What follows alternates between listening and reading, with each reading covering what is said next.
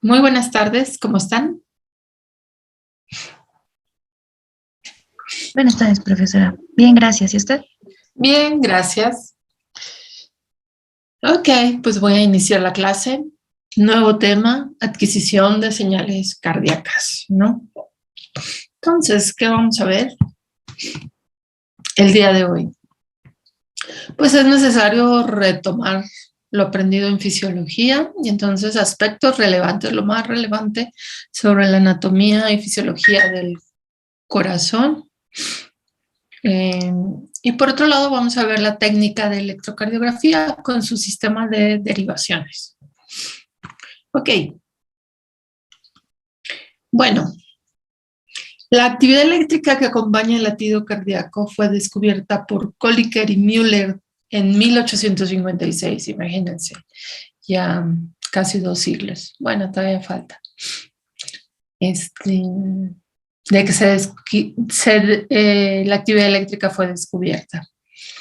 Pero es Wilhelm Einthoven, el padre, que se conoce como el padre de la electrocardiografía, que en 1903 creó un instrumento de alta fidelidad para medir voltajes provenientes del cuerpo humano con un galvanómetro.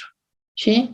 Pues a ustedes supongo que ya no les ha tocado la medición de corrientes por medio de sistemas analógicos. Creo que ustedes son ya todo era digital, pero un galvanómetro es un sistema analógico que emplea unos imanes y emplea unos transformadores de tal manera que la corriente fluye por, por estos transformadores y se convierte en un campo magnético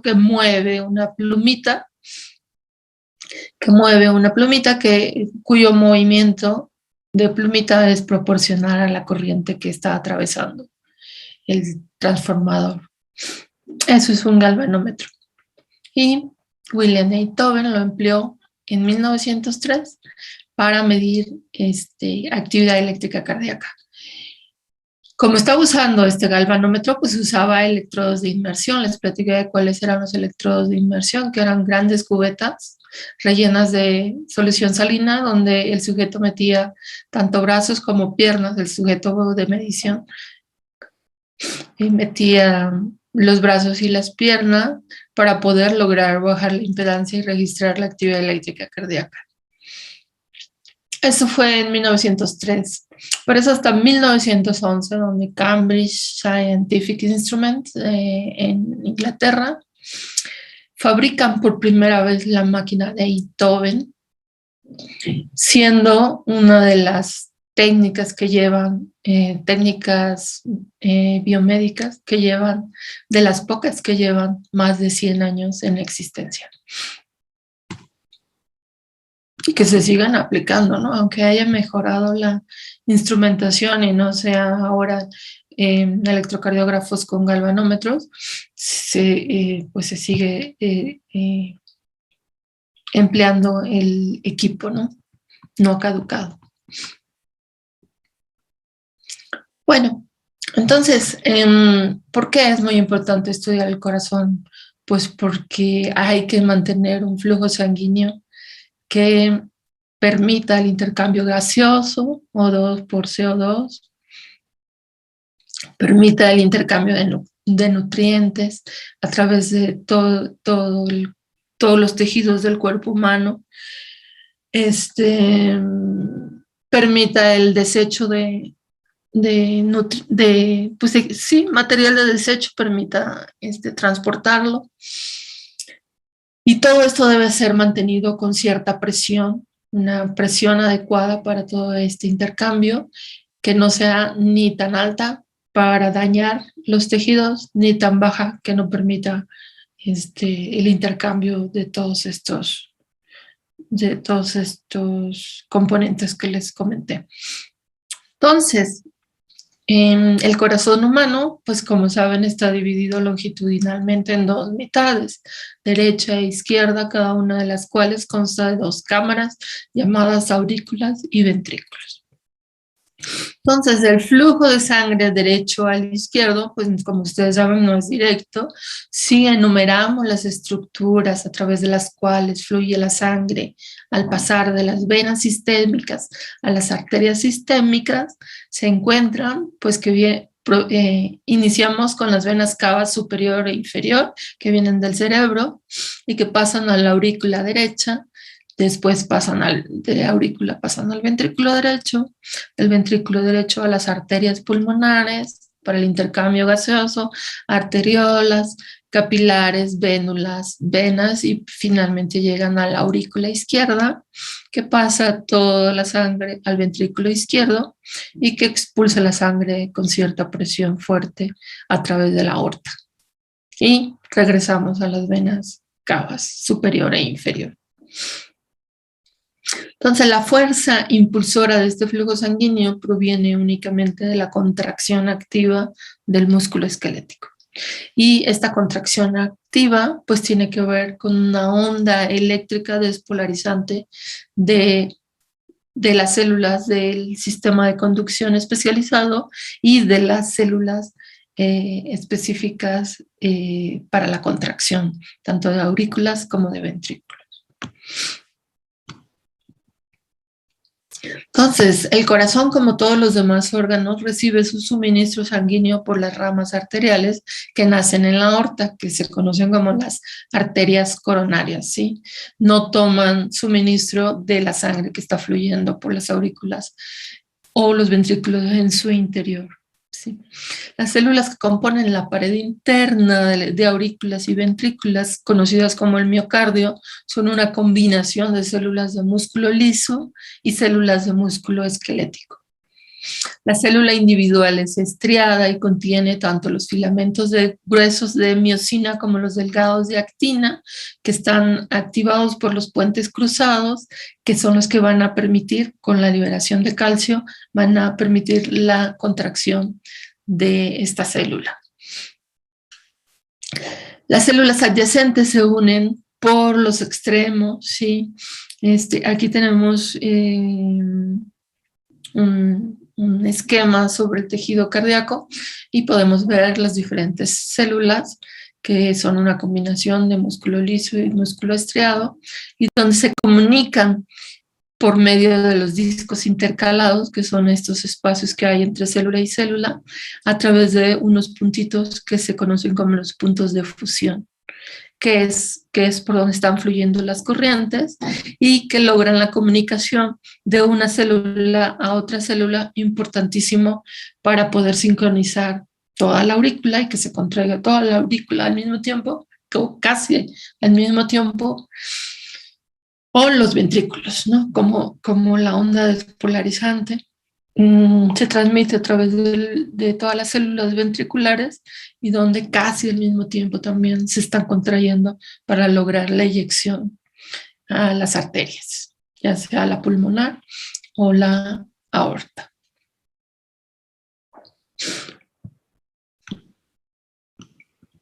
Entonces, el 99% de las células cardíacas constituyen la fuerza de contracción de las aurículas y ventrículos. El porcentaje restante corresponde a células especializadas.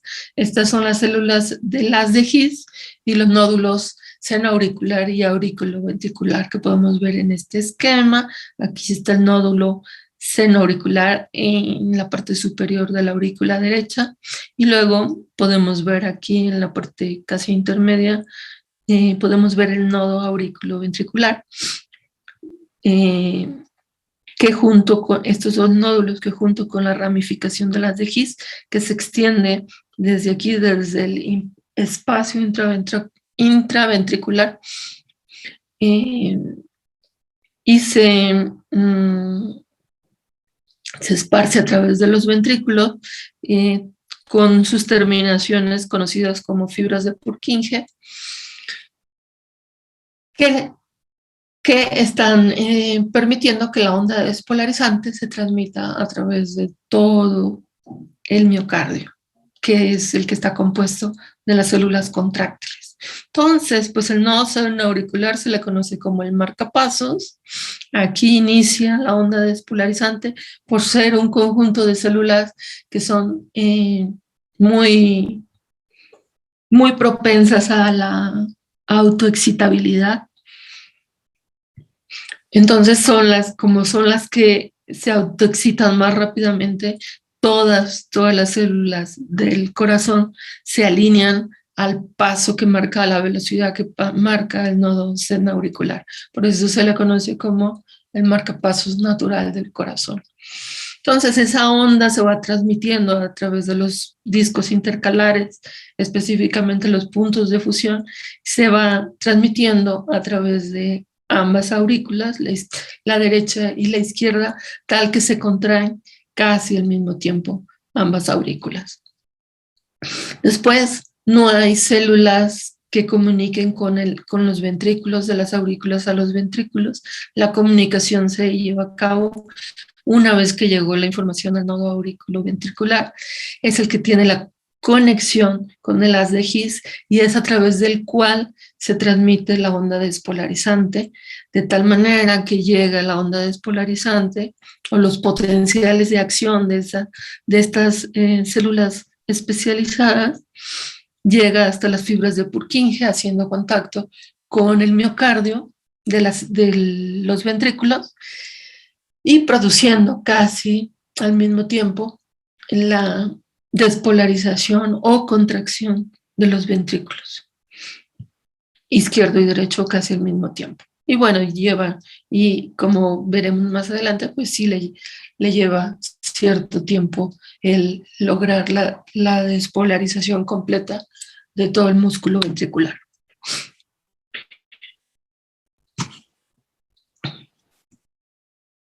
Entonces, las uniones herméticas permiten la expansión de un potencial de acción que originalmente aparece en el nodo seno-auricular, que tiene la capacidad de ser autoexcitable, no necesita un impulso externo, o sea, no necesita el control del sistema nervioso central. Claro que nada funciona sin el sistema nervioso central, pero tiene esta propiedad de autoexcitabilidad. Entonces, este potencial de acción se expande de una fibra a la siguiente de tal forma que la excitación de una sola fibra muscular se expande por todo el corazón.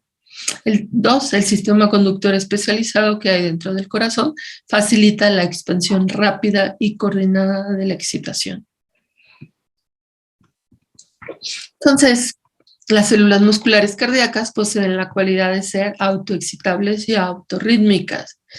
Tiene sus ventajas y tiene sus desventajas, esta autoexcitabilidad y autorritmicidad.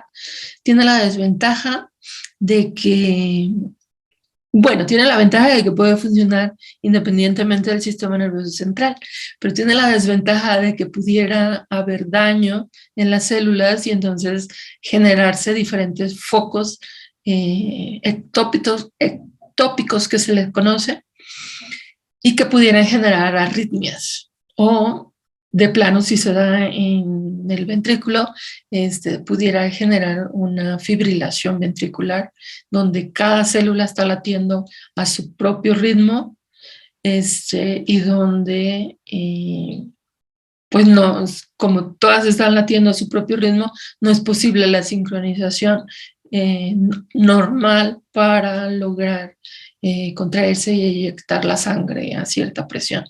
¿Okay?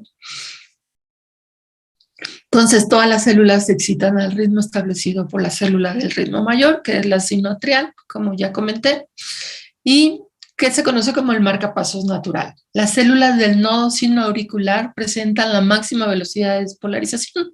Esto es, alcanzan una velocidad de 100 despolarizaciones por minuto, sin control del sistema nervioso central. 100 despolarizaciones por minuto. Ya sabemos que para sujetos pues deportistas, jóvenes, podemos tener frecuencias tan bajas como 60 latidos por minuto, o un sujeto adulto normal considerarse como un latido, una frecuencia cardíaca normal, no sé, 75 latidos por minuto. ¿no? Entonces, eso es en un funcionamiento normal con influencia del sistema nervioso central, pero solitas pueden alcanzar 100 despolarizaciones por minuto, o sea, 100 latidos por minuto pudieran alcanzar en condiciones de reposo.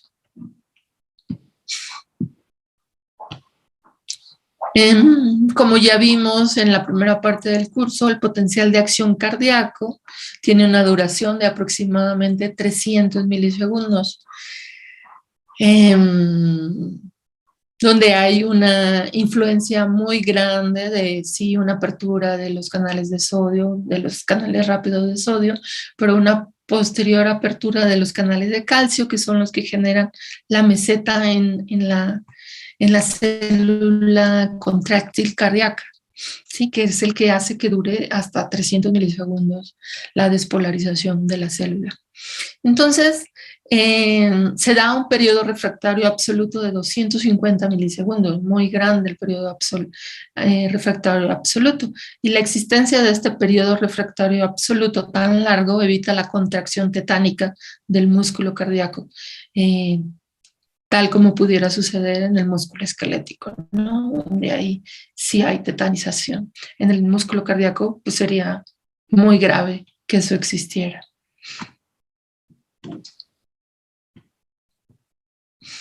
Entonces, en ausencia completa de control hormonal o nervioso en el nodo senoauricular, se presenta un latido rítmico, como ya dije, de aproximadamente 100 latidos por minuto. La frecuencia cardíaca puede ser más alta o más baja que este latido debido a la influencia nerviosa y hormonal.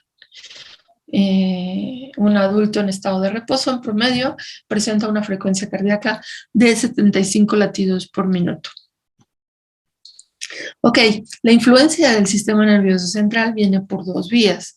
El nervio parasimpático o vago, que produce una disminución en la frecuencia cardíaca y es bajo condiciones de reposo el que está activo, bajando la frecuencia a 75 latidos por minuto, o para sujetos deportistas hasta pudiera considerarse normal una frecuencia de 60 latidos por minuto. En condiciones de ejercicio, pues necesitamos la vía que suba la frecuencia cardíaca para una mejor transmisión de nutrientes y sobre todo de oxígeno. Entonces necesitamos subir la frecuencia cardíaca. Y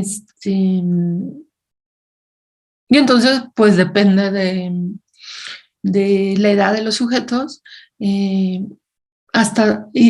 el entrenamiento del corazón. Hasta pudiera subir hasta 150 latidos por minuto, bajo la influencia del nervio simpático. Entonces, el parasimpático baja la frecuencia cardíaca, la vía simpática sube la frecuencia cardíaca. El parasimpático libera el neurotransmisor acetilcolina para aumentar el número de canales de potasio que se abren, lo cual, recuerden, los canales de potasio tienden al potencial de reposo, entonces a mantener a la célula en una zona de no despolarización.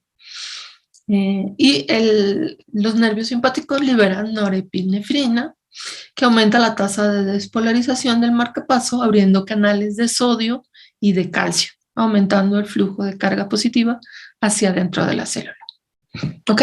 Entonces, la acetilcolina abre canales de potasio, la norepinefrina abre canales de sodio y de calcio, facilitando la despolarización de la célula.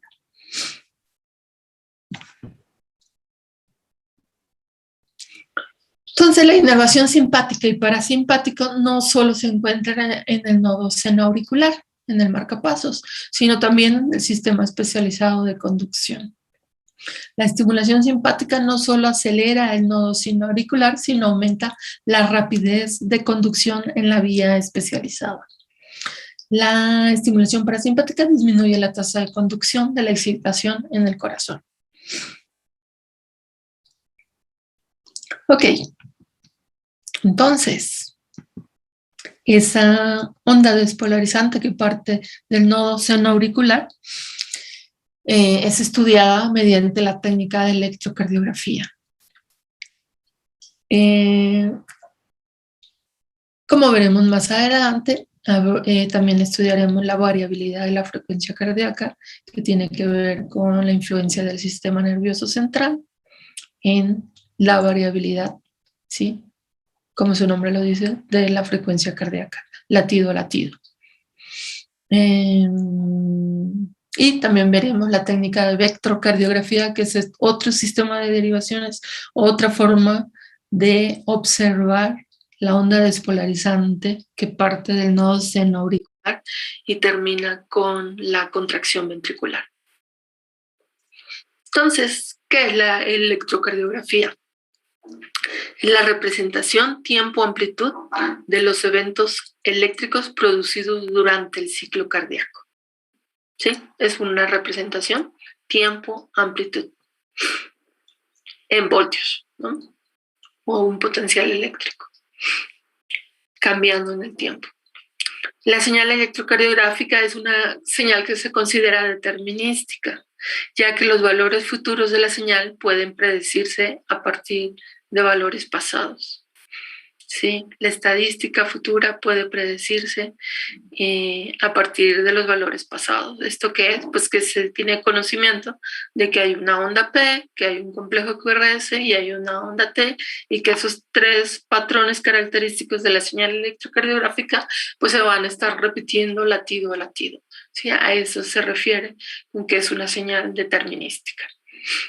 No es un patrón aleatorio, difícil de predecir su comportamiento o que tenga un gran cambio en las frecuencias de latido a latido, como sucede en el electroencefalograma, en el ruido de fondo del electroencefalograma. ¿Sí? Entonces, aquí tenemos este conjunto de ondas características o patrones característicos de la señal electrocardiográfica, la onda P, que se genera por la contracción auricular, la despolarización ventricular que da origen a la contracción auricular. Después viene un periodo de receso, de transmisión de la onda hacia los ventrículos, tal que el complejo QRS, como se le llama por estos tres picos que se presentan, corresponde a la despolarización ventricular o contracción ventricular. Después viene otro periodo de receso o línea isoeléctrica para dar paso a la repolarización ventricular o la relajación ventricular. Y la repolarización auricular pues queda aquí traslapada con el complejo QRS, sí está sumada, pero no se ve el patrón de la repolarización auricular porque el complejo QR, la onda R es muy alta, ¿no? Por eso no se observa la repolarización auricular. Tenemos la repolarización ventricular con la onda T y tenemos un postpotencial que se conoce como la onda U y que está relacionado, se cree que está relacionada con la repolarización de las fibras de Purkinje, que tienen que ver con la despolarización ventricular. Entonces, tenemos aquí en esta cuadrícula identificado 5 cuadritos de estos, son 200 milisegundos. Sí, esta es la escala temporal, 200 milisegundos. 40 milisegundos cada cuadrito, entonces podremos calcular cuánto tiempo le lleva a la despolarización auricular, aproximadamente casi 3 cuadritos, 4 por 3, 12, 120 milisegundos. La despolarización auricular.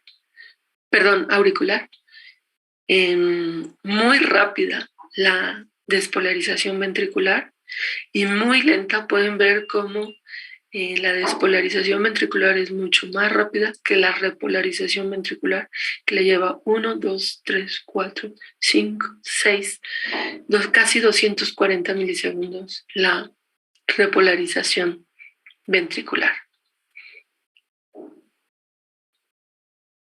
¿Ok? Y ya saben, la frecuencia pues es el inverso del tiempo, y entonces estamos viendo que las más bajas frecuencias son las que conforman la onda T, después vienen las con un poquito más alta frecuencia, la onda P, y por último el complejo QRS, que contiene los más altos elementos de frecuencia. ¿Alguna pregunta?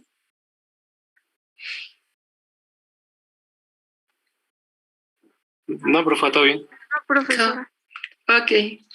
Y pueden ver acá también la escala. Tengo la escala temporal y tengo la escala en amplitud, donde estos dos cuadritos me están indicando 1 milivoltio. Y donde este pulsito lo contienen los electrocardiógrafos con la final de calibrar. Entonces están calibrando a 2 cuadritos de estos. Ya los cardiólogos modernos ya no imprimen en papel, ¿no? Ya más bien estudian la señal en la computadora, pero todavía hay electrocardiógrafos que hacen la impresión en papel, y entonces todos estos cuadritos tienen una dimensión de 5 por 5 milímetros.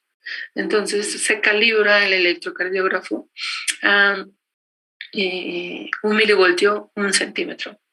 1 centímetro en la deflexión de la plumilla que imprime en este papel, ya sea en forma de tinta o en forma térmica. Y entonces, con esa calibración, pues pueden medir la magnitud de la onda R, su relación con la onda P, con la onda T, y de ahí emitir su diagnóstico.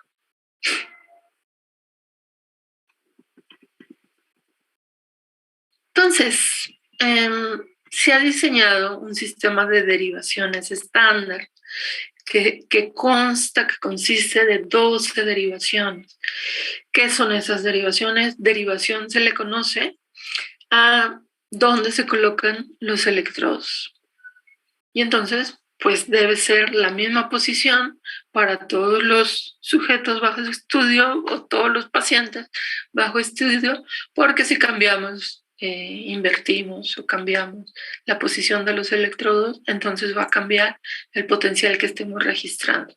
Entonces, eso nos va a impedir que hagamos comparaciones y establezcamos patrones normales de patrones anormales, ¿no? Entonces, por eso la importancia del sistema de derivaciones, que está midiendo, como ya dije, potenciales eléctricos o voltajes eléctricos que necesitan una referencia.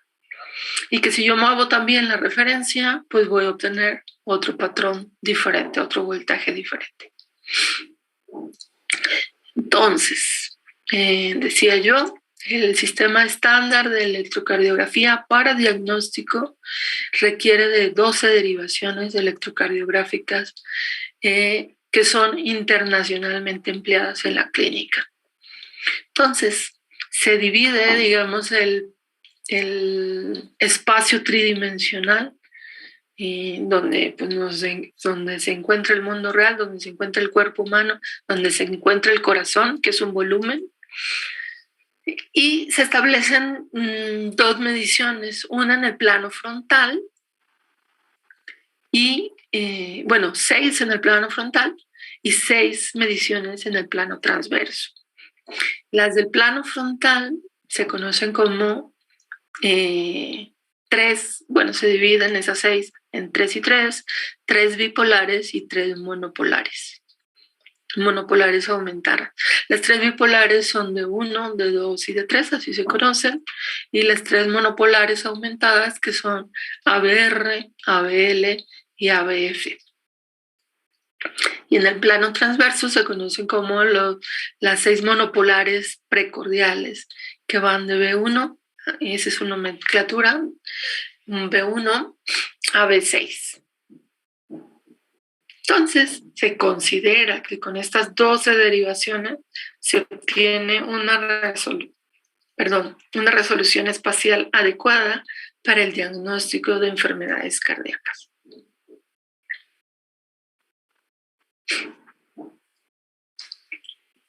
Específicamente, ¿qué son esas derivaciones? Las primeras derivaciones frontales bipolares. ¿Sí? Entonces, pues el cuerpo humano lo estamos viendo en el plano frontal y entonces ponemos electrodos en el brazo derecho y brazo izquierdo para la derivación de 1. ¿Ok? Para la derivación de 2 ponemos un ¿recuerdan que les comenté que para medir potenciales bioeléctricos necesitamos un electrodo que va a entrar a la entrada negativa de su amplificador, un electrodo positivo que va a entrar que es el electrodo positivo porque va a entrar a la entrada, discúlpenme, a la entrada positiva del amplificador diferencial, ¿no? Va a realizar la diferencia entre estos dos electrodos con respecto a la pierna derecha que tiene el electrodo de tierra.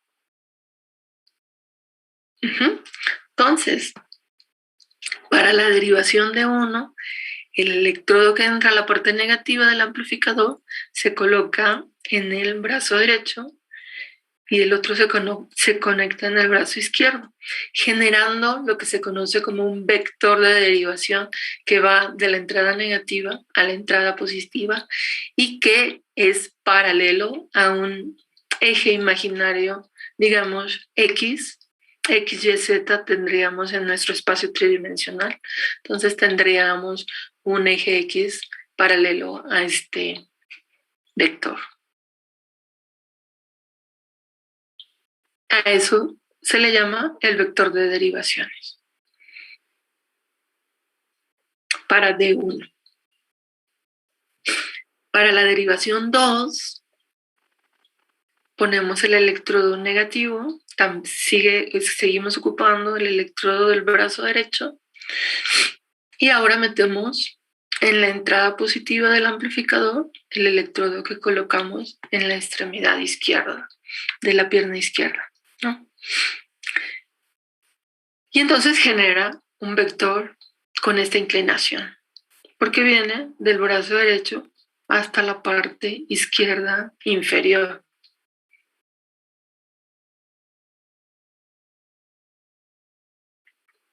Y la derivación 3, utilizamos el electrodo que tenemos en el brazo izquierdo y tomamos y lo dirigimos hacia el electrodo que tenemos conectado en la pierna izquierda, generando ese vector de derivación.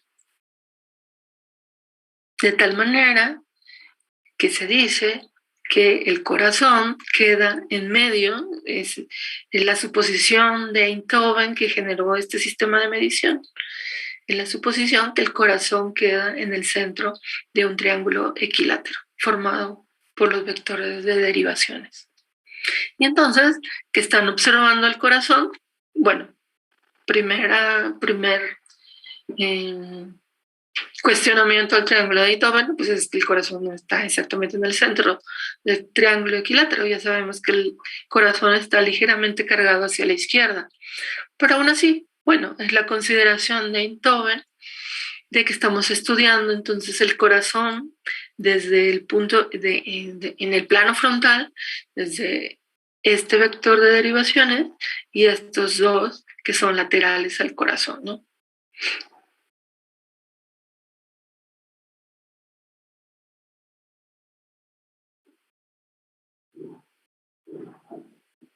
¿Alguna pregunta?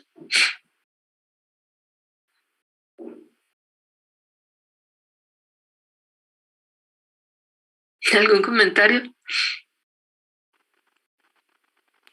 Mm, Yo nada más, ¿para qué servía el electrodo que se ponía en la pierna, qué es, izquierda?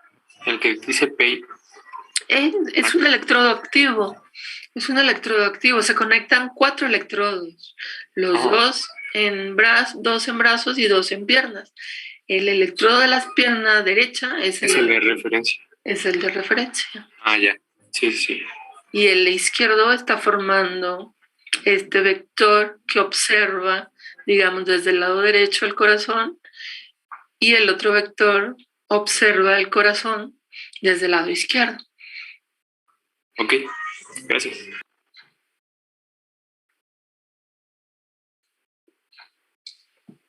Y entonces,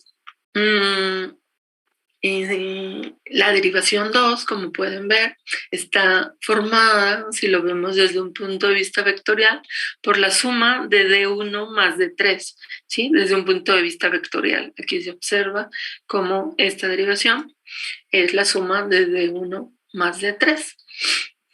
Y si lo vemos acá, en las señales típicas de las derivaciones 1, 2 y 3, podemos observar como el complejo Q, la onda R específicamente, pues es mayor en la derivación 2 que con respecto a la derivación 1 y la derivación 3, porque es la suma de 1 más de 3.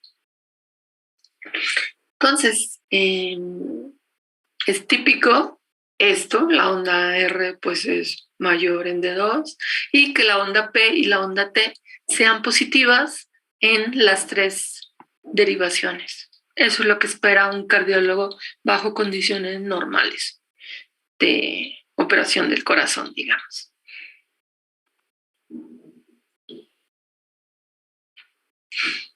Ahora, ¿saben ustedes cuál es la diferencia? Creo que en algún momento lo comenté, entre un registro unipolar o monopolar y un registro bipolar.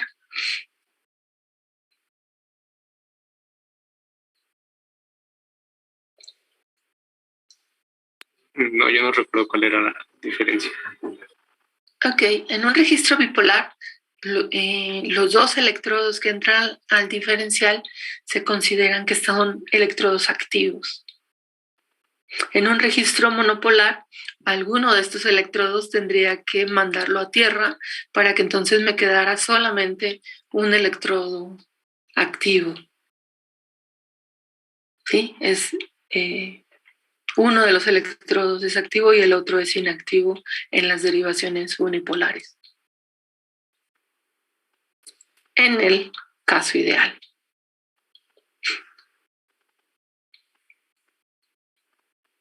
¿Ok? Entonces estas se conocen como derivaciones bipolares porque los 2 electrodos están en zonas activas del cuerpo y donde están recibiendo la información del corazón aproximadamente a la misma distancia, ¿no?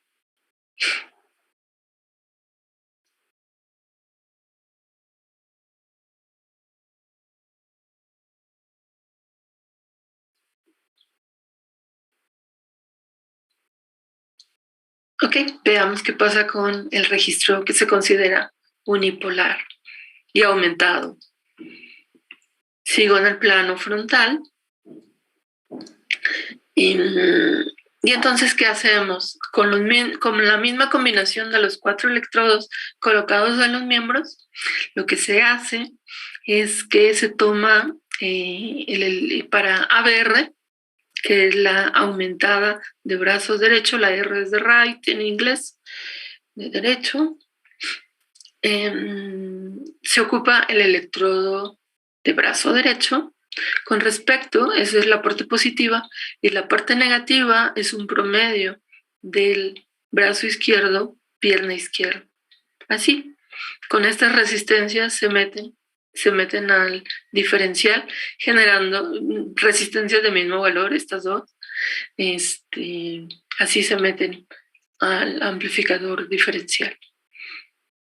Entonces, por eso se consideran unipolares, porque ya no están directamente sobre una parte activa del cuerpo humano, sino se está realizando el promedio de 2 partes activas, atenuando o disminuyendo de alguna forma la información que viene tanto de la pierna izquierda como del brazo izquierdo. Y como es un promedio, el vector ahora de derivación surge a partir de el punto intermedio entre los dos electrodos físicamente, ¿no? Y entonces estamos observando al corazón a partir de otro ángulo. Ya no es el ángulo que hacía en el triángulo equilátero de 60 grados con respecto a la horizontal, sino ahora es de 30 grados con respecto a la horizontal, exactamente a la mitad.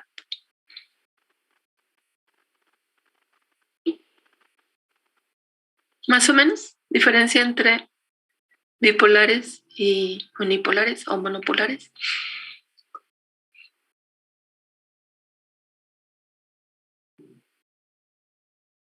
Entonces aquí es un promedio, ¿no? Aquí es un promedio y por eso se llama unipolar. Ok.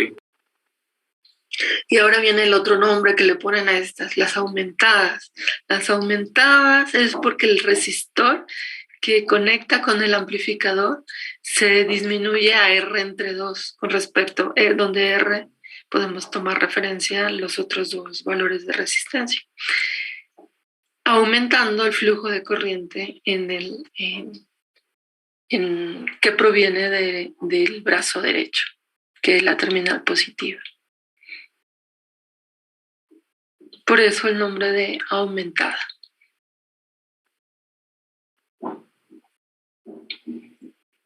Entonces, favoreciendo aún más el registro, digamos, unipolar, ¿no? La llamada a un registro unipolar.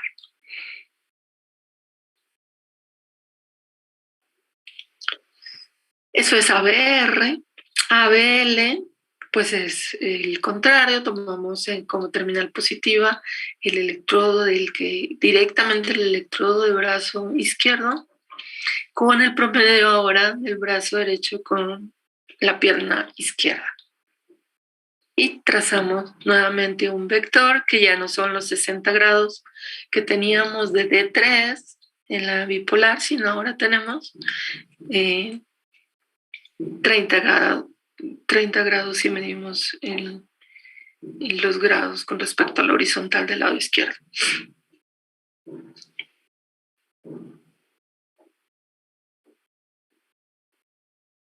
Nuevamente, es una aumentada, es R entre 2 con respecto al valor de resistencia de los electrodos que provienen de los otros dos miembros.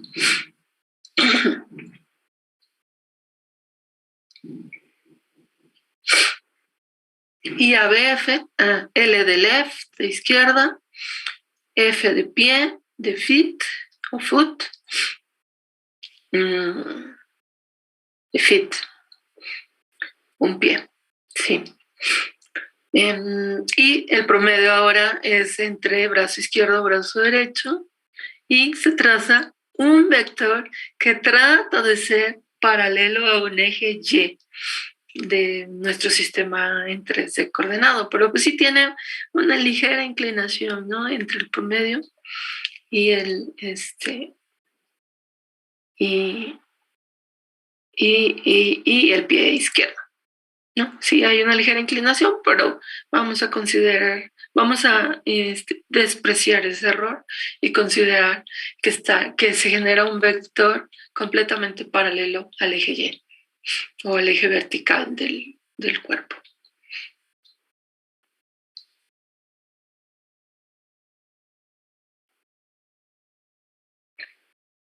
¿De acuerdo?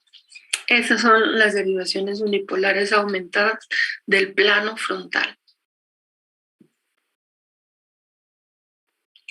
Típicamente, la señal ABR se ve una onda P chiquita, el complejo QR principalmente negativo y la onda T negativa.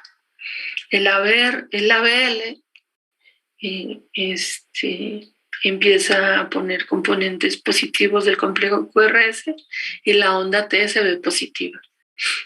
Y la aumentada del pie izquierdo se ve el complejo QRS positivo y, bueno, todas las tres ondas se ven positivas.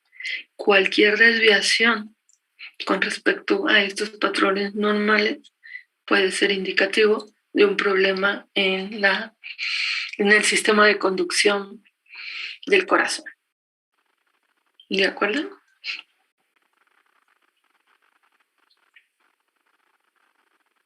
Sí, por favor.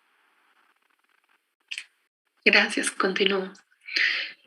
Entonces, el plano frontal y sus 6 derivaciones estándares. Tengo la cabeza, tengo los pies, izquierda, derecha. Y entonces tenemos que D1 es la derivación que es paralela al eje horizontal de este plano frontal. Y les decía que ABF lo podíamos aproximar como un vector de derivaciones que estaba completamente paralelo al eje vertical que se genera entre la cabeza y los pies, que le llamo el eje Y, ¿no? Al primero le llamo, al eje horizontal le llamo el eje X y al otro le llamo el eje Y. Y entre los dos estamos formando el plano frontal del cuerpo humano. Y entonces podemos ver aquí a 60 grados cómo surge D2, aquí separado otros 60 grados, con respecto a D2 está D3 y que hace otros 60 grados para llegar nuevamente al eje X.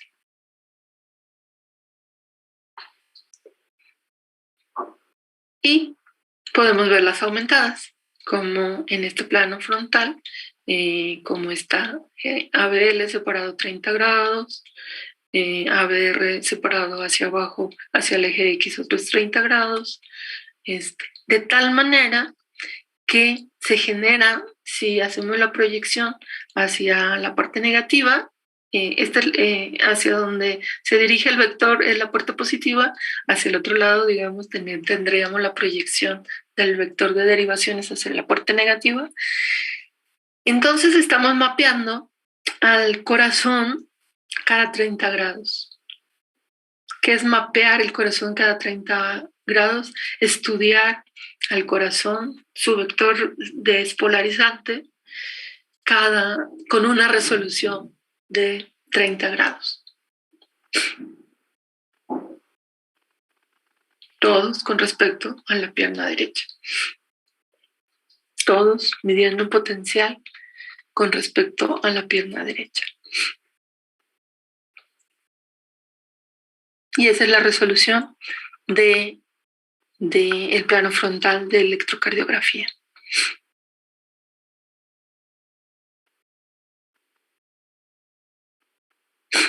Ok, más o menos, ¿vamos bien? Sí, por favor. Ok, continuamos. Pero, pues decía yo, el corazón es un volumen, no es un volumen que tiene una onda despolarizante que está recorriendo todo ese volumen y el cual únicamente con estas 6 derivaciones lo estamos estudiando en el plano frontal. Entonces propone la electrocardiografía estándar también estudiar al corazón en el plano transverso y para eso destina los electrodos precordiales. Entonces recordarán que electrodos precordiales, B1 está del lado derecho en el cuarto espacio intercostal. Ahí ubican un electrodo. El otro electrodo del otro lado, del lado izquierdo, también cuarto espacio intercostal. Luego ubicamos el electrodo 4 antes del 3. Ubicamos el electrodo 4 con la línea media clavicular, ¿no? Tienen la clavícula exactamente en medio y en el siguiente espacio intercostal, en el quinto espacio intercostal, ubican el electrodo B4. Y el 3 se pone después porque se traza una línea imaginaria y exactamente a la mitad, bueno, aproximadamente a la mitad, ubican el electrodo 3. En el mismo espacio intercostal, ubicamos el electrodo 5 ya en la línea que se conoce como la línea anterior, por estar al frente, axilar. Y el electrodo 6, que aquí se ve que está en el brazo, pero no está en el brazo, está realmente a la misma altura que B4 y B5, pero en la línea media axilar. Ahí se ubica el electrodo 6. Y se considera que este registro es un registro unipolar. ¿Por qué? Porque se utiliza este electrodo como el electrodo activo, el electrodo que se coloca sobre la pared torácica, es el electrodo positivo, y el electrodo que entra, o el electrodo de referencia, que entra a la parte negativa del amplificador, ese es el promedio de brazo derecho, brazo izquierdo, pierna izquierda. Por eso se considera, como es también un promedio, también se considera que este registro es un registro unipolar. Las ondas típicas pueden apreciar cómo observa el corazón la precordial 1, donde casi es completamente positiva, el complejo de QRS, perdón, completamente negativo, se va haciendo más positiva. B2, con respecto, me voy acercando al corazón. B2 ya está muy cerca del corazón. B3, pero la que ve con mayor amplitud la despolarización ventricular, pueden ver cómo es B4, es la que tiene más grande, para, conforme se va alejando el electrodo, pues ir disminuyendo ligeramente como ve la despolarización ventricular, ¿no? Que es la que más se aprecia en estas 6 derivaciones. Cómo va cambiando la despolarización ventricular desde que se observa completamente negativa en B1 hasta completamente positiva en B4, B5 y B6.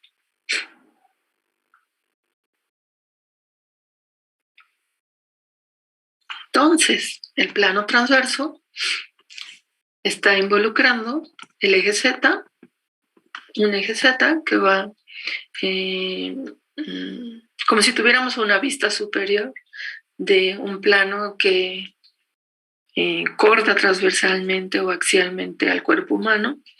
Y tenemos la parte derecha, la parte izquierda, y donde empezamos a ubicar estos vectores, donde aquí está B1, B2, B3, B4, B5 y B6. Donde B6, repito, la punta de la flecha indica la parte positiva del vector de derivaciones.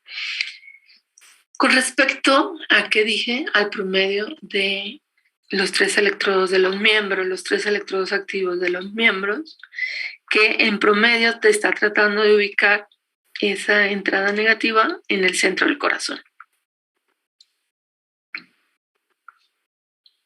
Y de ahí parten del centro del corazón para este conjunto de vectores que están espaciados un poquito menos de 20 grados, teniendo esa resolución en el plano transverso. El estudio del corazón a partir del plano transverso.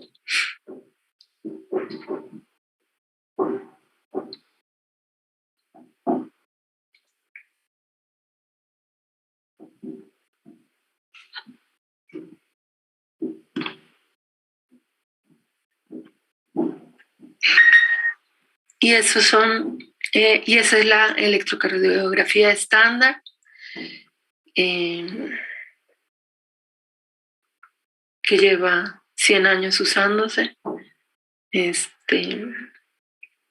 y que puede detectar como el 98% de los problemas cardíacos desde el punto de vista eléctrico.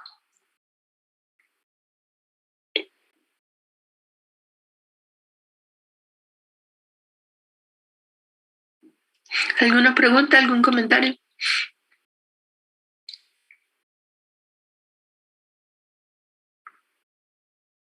No, profe. Ok. Todo esto lo pueden revisar en el libro de Electrofisiología Humana, un enfoque para ingenieros.